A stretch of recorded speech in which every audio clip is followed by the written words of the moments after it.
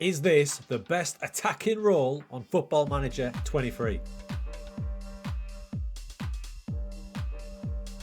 So I know what you're thinking. Is it the advanced forward? Is it the pressing forward? Shadow striker? How about central midfielder on attack? None of those. What if I told you that the best attacking role I've used so far in FM23 is a defensive role? If I speak, I am in big trouble. So how's it going, crew? Welcome to my beta save with Inter, one of many that I've done, by the way, testing tactics. This is the 023 tactic, which is on the channel. And I finally settled on my defensive role, the main pivot and linchpin being a half-back. And today's video, the half-back is the best attacking role I've had in FM. Shocking. I am disgusted with it. I haven't gone mad, I'm telling you.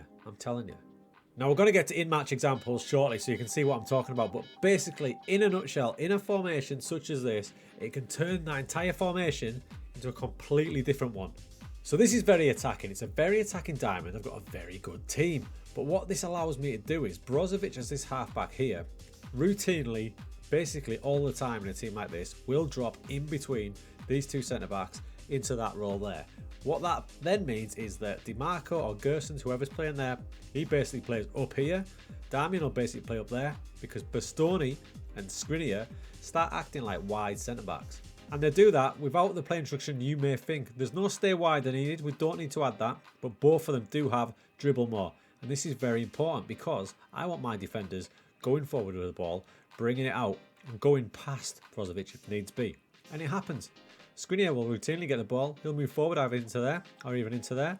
Brozovic simply drops into there, basically covering his ass. You son of a bitch.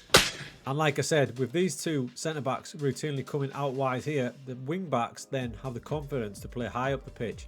On a lot of occasions, our formation can look something like that, with Brozovic dropping in when he has to. By having this defensive midfielder as my best attacking role, it unleashes the rest of the team. I've basically got 3 defensive roles there, and the other 7 are bombing on. You can even say 8 because the ball playing defenders will absolutely charge forward as well, knowing that Brozovic is there to take the slack for them. Right, we're going to highlight Brozovic. He's in the halfback role for this match and he's perfect for it. He's got the passing ability, he's got the defensive awareness, just perfect. Now at the minute, Verona, the opposition, have the ball. You can see Brozovic in the central midfield spot. So that's important. He doesn't just drop back for the sake of it when he doesn't need to. Let's play this on a bit. There's the ball. You can see Brozovic having a look around, and now look at him start to drop, which allows Bastoni to come wide and Skriniar to stay wide. Now Brozovic continues to drop when Bastoni gets the ball.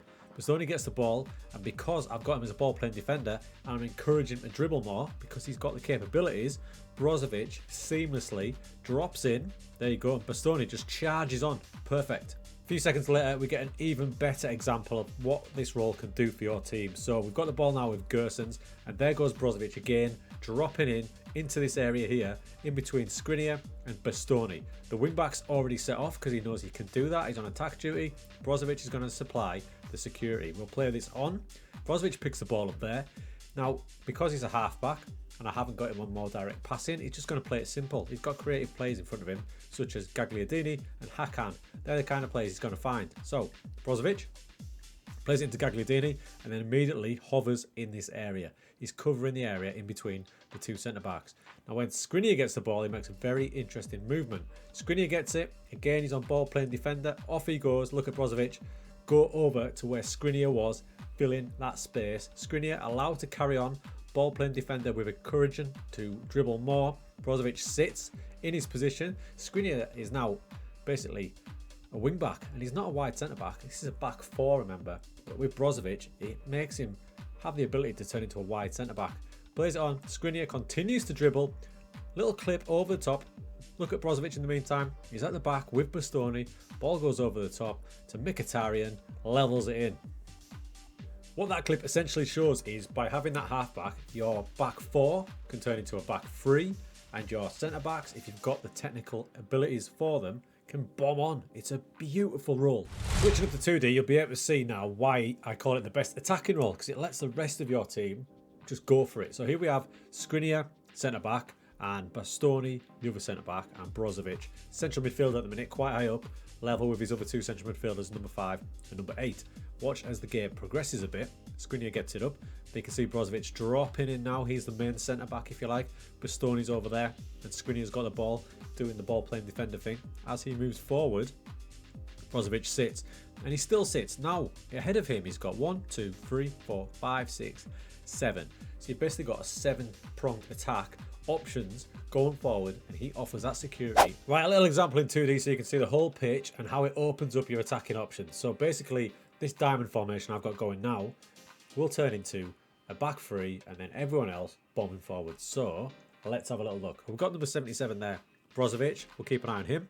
We'll keep an eye on 95 Bastoni, and we'll keep an eye on 37 Skriniar. In essence, they're my only 3 defensive players, allowing the other 7 to bomb forward. Let's play it on. So Brozovic there, asking for the ball, doesn't get it. Now receives it, plays it short again.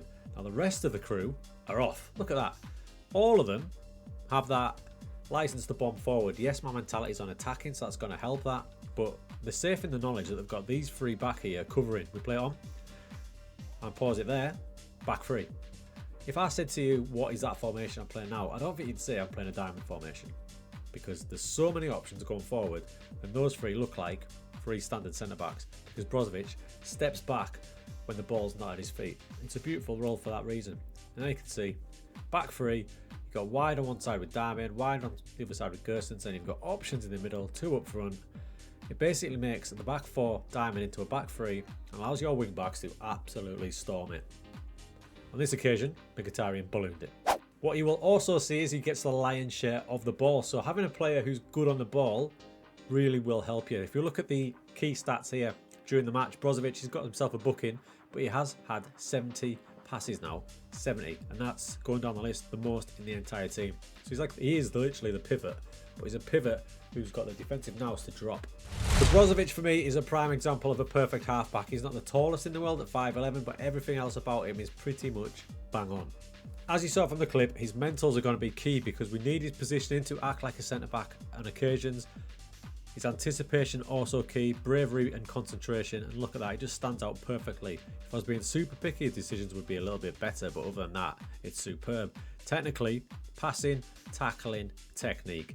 You're going to get a lot of the ball in that position there, a lot of the ball like we saw in the last clip. Now this was a tactic test, and I did try many roles in this position here because I desperately wanted a defensive midfielder because I feel it'll be so important this year, but none of them allowed the attacking freedom for the other players as much as the halfback. Very close was the anchor, but that does a very, very slightly different role. He won't drop as deep.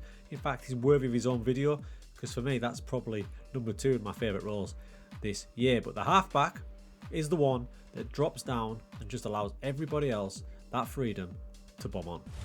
What this has done is it's allowed the team to be free-flowing and attacking, and it's scored a bucket load of goals. They're on an average of 3 per game. If you look at the assists, all them players are benefiting because they don't need to worry about what's going on behind them because Brozovic is covering at halfback.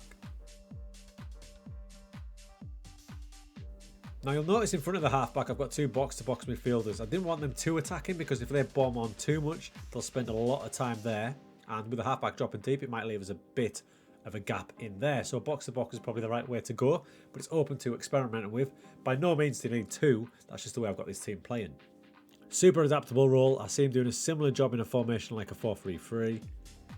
Or even if you're chasing the game, giving them wing backs a higher start position, he's going to be there to help you out as well. I could even see it working in a little asymmetric number, maybe a 4-2-3-1 variation. So I urge you to try and build a tactic based around the halfback. It can open up a load of possibilities. The Zero tactic, if you want to give it a go, is on the channel, but by all means have a go. Make one yourself, but let him dominate.